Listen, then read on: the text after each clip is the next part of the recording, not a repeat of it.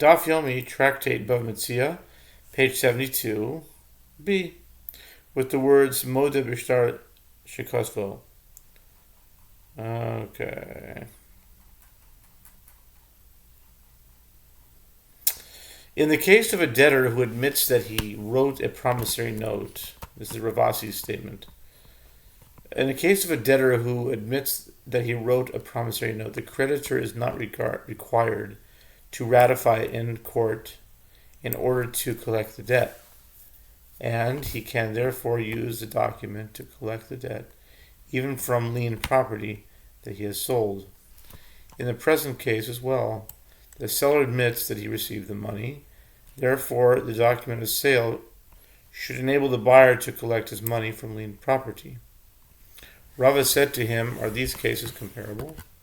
There, the matter detailed in the document may be written.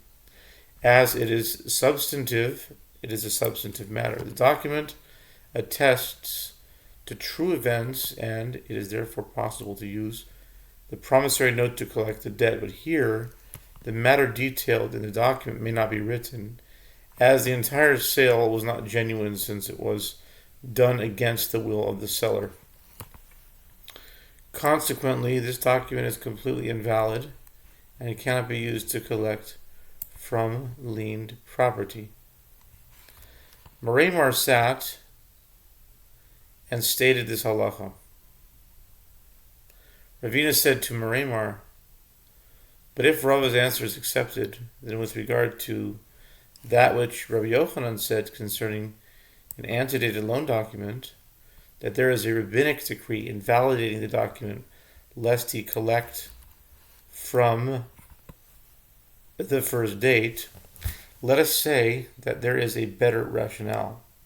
As Rava stated, the antedated document is invalid, as it may not be written." Metzia said to him, "How can these cases be compared?" There, in the case of the antedated document, granted it may not be written from the first date, but it may be written from the second date. Here, it may not be written at all. The Gemara further asks, but how does one understand that which is taught in Braita? What is the case in which one appropriates property for the enhancement of land? It is a case where one robbed another of a field and sold it to another, that buyer enhanced it, and is appropriated by the court from his possession. When the buyer collects payment from the robber, he collects the principal. In other words, the money he paid for the field itself, even from lien property that the robber had sold in the interim, and he collects the value of the enhancement from the robber's unsold property. Let us say there also that this illegal sale of the field was a transaction that may not be written, and therefore he should not be allowed to collect, even when the principal from lien property. The Gemara refutes the suggestion. How can these be compared? There, in the case of the field purchased from a robber, the deed of sale is meaningful, either according to the one who says that it is preferable for the robber not to be called a robber by the buyer, or according to the one who says that it is preferable for the robber to maintain his reliability. In other words, to be considered an honest person, and therefore the robber will appease the owner of the field by paying him for it and will attempt to ratify his document so that it is invalid. But here, where the one who sold the field under duress intends to remove the buyer from it, will he then ratify his document? New Mishnah. Ein poskin al haperos ad yetzi hashar. One may not set a price with a buyer for the future delivery of produce until the market rate is publicized, as if he is paid for supplying produce at a later date in advance of the publication of the market rate for that type of produce, he may set a price that is too low. The money paid in advance is deemed a loan, and if the initial payment was lower than the later market value, delivery of the produce will constitute interest on the loan. Once the market rate is publicized, the seller may set a price, even if the produce is not yet in his possession. The reason for this is that even though at this time, in other words, the seller does not have any of the produce, someone else has it, and the seller could theoretically acquire the produce now at the price he set. If the seller was first among the reapers, having harvested his crop before the market rate was set, he may set a price with a buyer as he wishes for a stack of grain that is already in his possession, or for a large basket of grapes prepared for pressing into wine, or for a vat of olives prepared for pressing into oil, or for the clumps of clay prepared for use by a potter, or for plaster nearing the end of the manufacturing process at the point after he has sunk it and was baked it in the kiln. Although the market rate has yet to be set, the seller may nevertheless set a price now for their eventual delivery. The Mishnah continues, and he may set a price with a buyer for manure on any of the days of the year, as the manure will certainly be available, and it is therefore viewed as if it is ready. Rabbi Yossi says one may set the price of manure only if he already had a pile of manure in his dunghill to which the sale can immediately be applied, but the rabbis permit it in all cases. And one may also set a price with the buyer at the highest rate. In other words, a large amount of produce sold for the lowest price, stipulating with the seller that the sale price match the lowest market rate for this product during the course of the year. Rabbi Yehuda says, even if he did not set a price with him beforehand at the highest rate, the buyer may say to the seller, give me the produce at this rate, or give me back my money. Since he did not formally acquire the produce, if the price changed, he may withdraw from the transaction. Gemara. The Gemara says,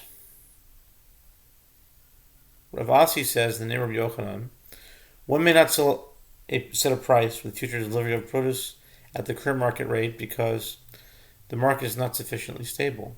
Rabbi Zera said to Rav Asi, does Rav Yochanan state this ruling even with regard to the rate of this large central market? Dormus? Rabbi Asi said to him, Rabbi Yochanan stated this ruling only with regard to the small town markets, since their rates are not fixed, as smaller markets have greater sensitivity to fluctuations in price. The Gemara asks, and according to what we thought initially, that Rabbi Yochanan stated his ruling even with regard to this large central market, but then there's a difficulty with the Mishnah, which teaches one may not set a price with a buyer for the future delivery of produce until the market rate is publicized. By inference, once the market rate is publicized, one may set a price. If Rabbi Yochanan's ruling applies even to large central markets, how can you find these circumstances? The Gemara answers, the Mishnah may be speaking about when wheat that comes from large warehouses and from ships, as their rates last longer, since this merchandise comes to market in very large quantities.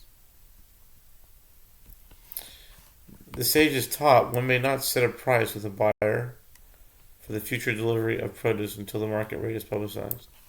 Once the market rate is publicized, the seller may set a price, even if the produce is not yet in his possession. The reason for this is that, even though the seller, does not have any of the produce, someone else has it. And the seller could theoretically acquire the produce now at the price he set.